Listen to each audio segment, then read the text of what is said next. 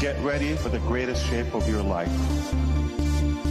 আসসালামু আলাইকুম সম্মানিত সকল ব্র্যান্ড অ্যাম্বাসেডর এবং অনপ্যাসিভিয়ান যারা এই মুহূর্তে ভিডিওটি দেখতে এসেছেন অবশ্যই সম্পূর্ণ ভিডিওটি দেখবেন, কারণ দুটি প্রশ্নের উত্তর আপনাদের আমি দিব। একটা হলো আমরা দেখেছি পপ আপ ব্যাক অফিসে, সেটা নিয়ে অনেকেই প্রশ্ন করছেন, আপনারা নাকি বুঝতে পারছেন না যে পপ আপটা কী কারণে দেওয়া হয়েছে, এবং সেই সাথে সাথে অনেকেই এখন পর্যন্ত বাচ্চার যে আইডি বা ফাউন্ডার্স পজিশন সেটা নিয়ে প্রশ্ন করছেন যে সেটা চেঞ্জ করবেন কিনা, বড়দের নামে নিয়ে নেবেন কিনা, সেটা নিয়েও আপনাদের প্রশ্নের উত্তর দেব। এই জন্য বলছি যে অবশ্যই সম্পূর্ণ ভিডিওটি দেখবেন এবং শেষ পর্যন্ত দেখবেন। যারা নতুন ভিউয়ার্স এসেছেন এখন পর্যন্ত যদি আমাদের চ্যানেলটি সাবস্ক্রাইব না করে থাকেন সাবস্ক্রাইব করে দেবেন এবং বেল বাটন অন করে দেবেন, যাতে পরবর্তীতে কোনো ভিডিও আপলোড করার সাথে সাথে আপনি নোটিফিকেশন পেয়ে যান।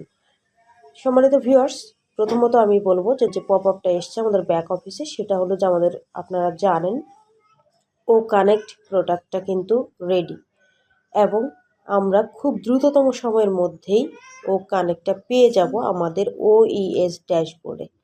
পরবর্তী যে আমাদের কর্পোরেট ওয়েবিনার হবে, আমাদের OES ড্যাশবোর্ড থেকেই আমাদের O-Connect প্রোডাক্টের মাধ্যমেই আমরা প্রবেশ করতে পারবো, সেই কথাটাই ব্যাক অফিসে লেখা আছে এবং সেটা খুব দ্রুততম সময়ের মধ্যে আসছে।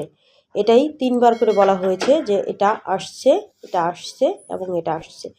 O-Connect রেডি এবং সেই সাথে OES ড্যাশবোর্ডে খুব তাড়াতাড়ি দিয়ে দেওয়া হবে। আমি আবারও বলছি যে নেক্সট যে কর্পোরেট ওয়েবিনার হবে আমাদের OES ড্যাশবোর্ডে O-Connect প্রোডাক্টটা থাকবে, সেইখান থেকে আমরা প্রবেশ করতে পারবো। দ্বিতীয় যে প্রশ্নের উত্তর সেটা হলো যে আপনারা অনেকেই প্রশ্ন করে থাকেন যে বাচ্চার যে ফাউন্ডার্স পজিশনটা সেটার নাম পরিবর্তন করে আপনারা বড়দের নামে নিয়ে নেবেন কিনা, ছোটদের যদি OKYC না করা সম্ভব হয় সেই ক্ষেত্রে কি করবেন।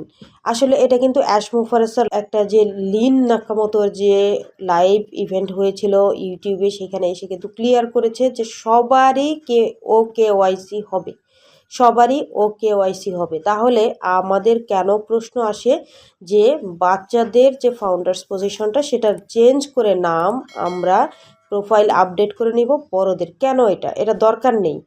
এই মুহূর্তে কোনো কিছু চেঞ্জ করার কোনো প্রয়োজন নেই, যার যে আইডি যেভাবে আছে সেভাবেই থাকবে। OKYC করতে হলে আমাদের ছোট বড় সকলেরই করতে হবে, সেটাও স্যার বলে দিয়েছেন, এবং কিভাবে করতে হবে সেটা তো আমরা পরবর্তীতে যখন OKYC ফর্মটা পেয়ে যাব সেটা আমরা ডিটেল আপনাদের বলে দেব এবং দেখিয়ে দেব যদি প্রয়োজন হয়। আশা করি আপনারা বুঝতে পেরেছেন, উত্তর পেয়েছেন। এতক্ষণ ধরে ভিডিওটি দেখার জন্য সকলকে অসংখ্য ধন্যবাদ। পরবর্তী ভিডিও দেখার আমন্ত্রণ জানিয়ে এখানেই শেষ করছি। আল্লাহ হাফেজ, আসসালামু আলাইকুম।